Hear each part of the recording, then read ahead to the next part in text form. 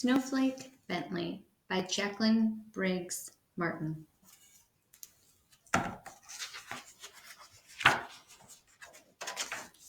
Snowflake, Bentley.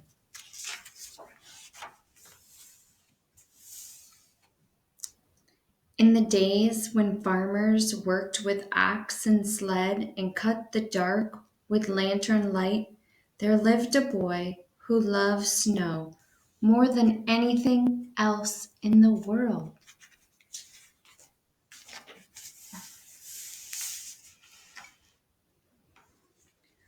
When Wilson Bentley was born February 9th, 1865, on a farm in Jericho, Vermont, between Lake Champlain and Mount Mansfield, in the heart of the snow belt, where the annual snowfall is about 120 inches.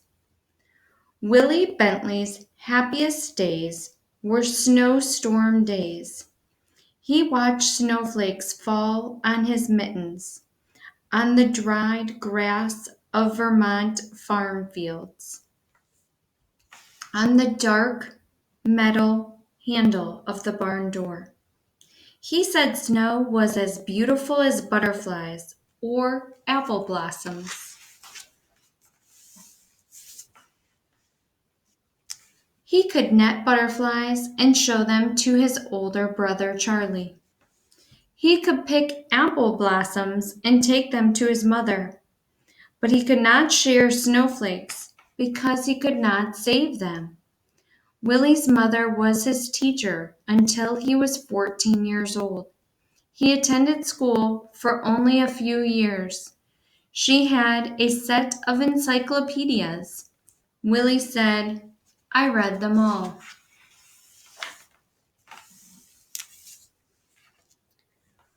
When his mother gave him an old microscope, he used it to look at flowers, raindrops, and blades of grass. Best of all, he used it to look at snow, while other children built forts and pelted snowballs at roosting crows. Willie was catching single snowflakes day after stormy day.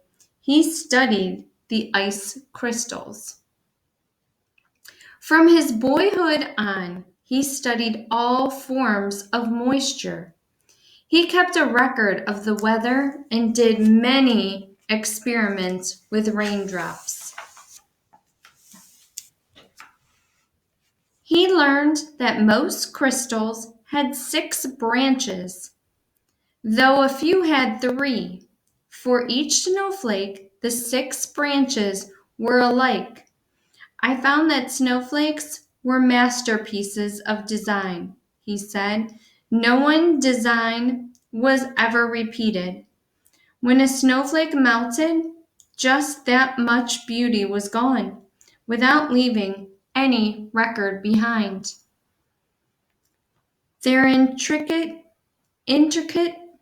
patterns were even more beautiful than he had imagined. He expected to find whole flakes that were the same, that were copies of each other, but he never did. Willie decided he must find a way to save snowflakes so others could see their wonderful designs. For 3 winters, he tried drawing snow crystals. They always melted before he could finish.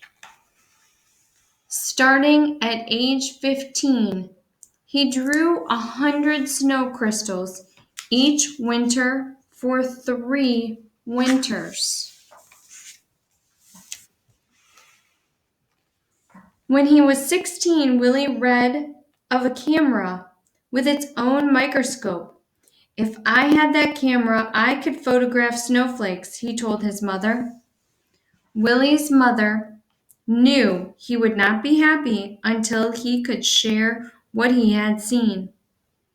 "Fussing with snow is just foolishness," said his father. Still, he loved his son. When Willie was 17, his parents spent their savings and bought the camera.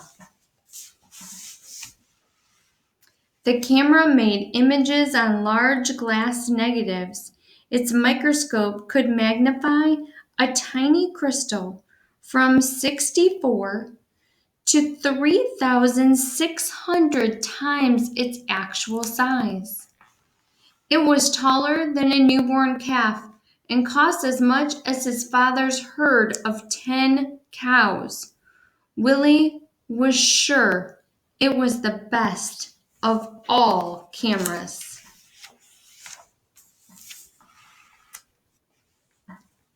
Willie's experiment. He used a very small lens opening, which let only a little light reach the negative, but he kept the lens open for several seconds, up to a minute and a half. Even so, his first pictures were failures, no better than shadows. Yet he would not quit, mistake by mistake, snowflake by snowflake. Willie worked through every storm. Winter ended, the snow melted, and he had no good pictures. He waited for another season of snow. One day in the second winter, he tried a new experiment, and it worked. Willie had figured out how to photograph snowflakes. Now everyone can see the great beauty in a tiny crystal, he said. He learned, too, that he could make the snow crystals show up more clearly by using a sharp knife to cut away all the dark parts of the negative around the crystals. This etching meant extra hours of work for each photograph, but Willie didn't mind.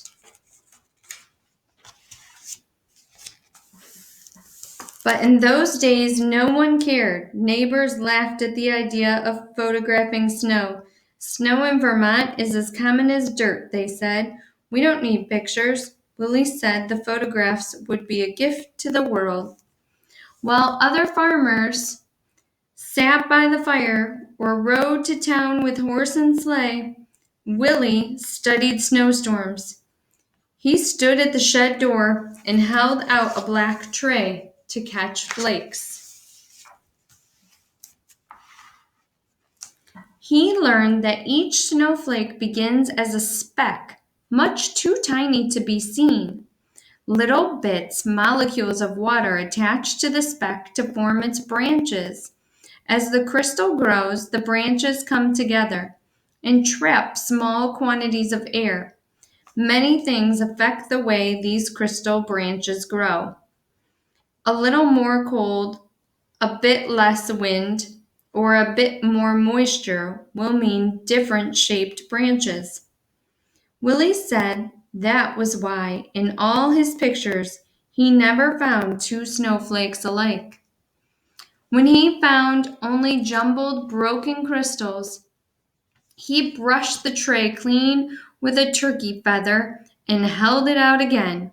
He waited hours for just the right crystal and didn't notice the cold. If the shed were warm, the snow would melt.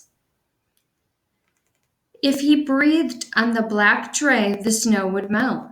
If he twitched a muscle as he held the snow crystal on the long wooden pick, the snowflake would break. He had to work fast or the snowflake would evaporate. Before he could slide it into place and take its picture, some winters he was able to make only a few dozen good pictures. Some winter he made hundreds. The best snowstorm of his life occurred on Valentine's Day. In 1928, he made over 100 photographs during the 2-day storm. He called the storm a gift from King Winter. Willie's nieces and nephews lived on one side of the farmhouse that Willie shared with his brother Charlie. Willie often played the piano as they sang and shared stories and games with them. Willie so loved the beauty of nature, he took pictures in all seasons. In the summer, his nieces and nephews rubbed coat hangers with sticky pitch from spruce trees. Then Willie could use them to pick up spider webs jeweled with water drops and take their pictures. On fall nights, he would gently tie a grasshopper to a flower so he could find it in the morning and photograph the dew-covered insect.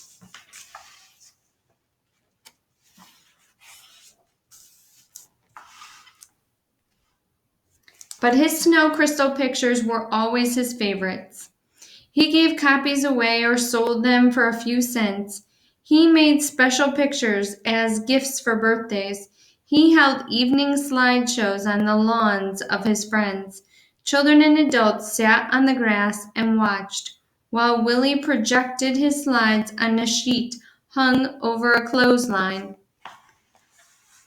Many colleges and universities bought lantern slide copies of his photographs and added to their collections each year. Artists and designers used the photographs to inspire their own work.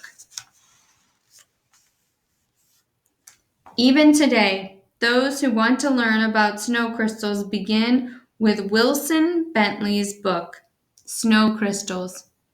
He wrote about snow and published his picture in magazines. He gave speeches about snow to faraway scholars and neighborhood sky watchers. "You are doing a great work," said a professor from Wisconsin. The little farmer came to be known as the world's expert on snow. The Snowflake Man, but he never grew rich. He spent every penny on his pictures.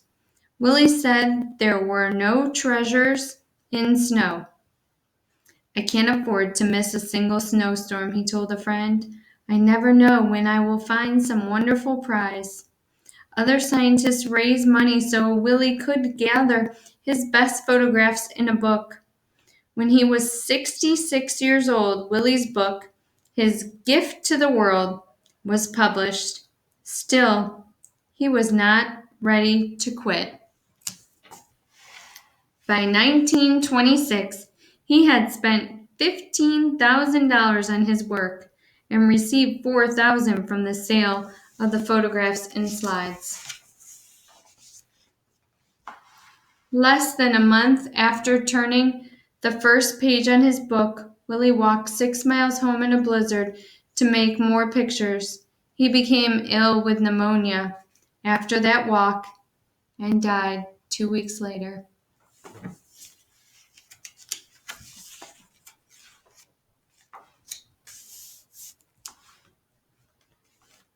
The plaque on the monument says, "Snowflake Bentley, Jericho's world-famous snowflake authority."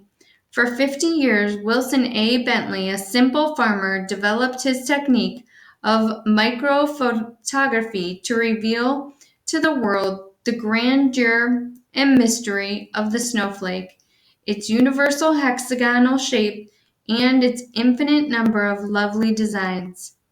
A monument was built for Willie in the center of town.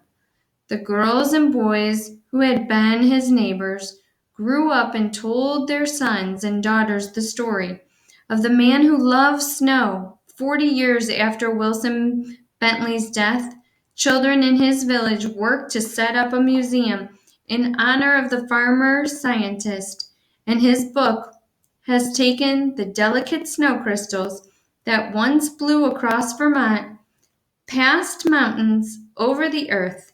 Neighbors and strangers have come to know the icy wonders that land on their own mittens, thanks to Snowflake Bentley.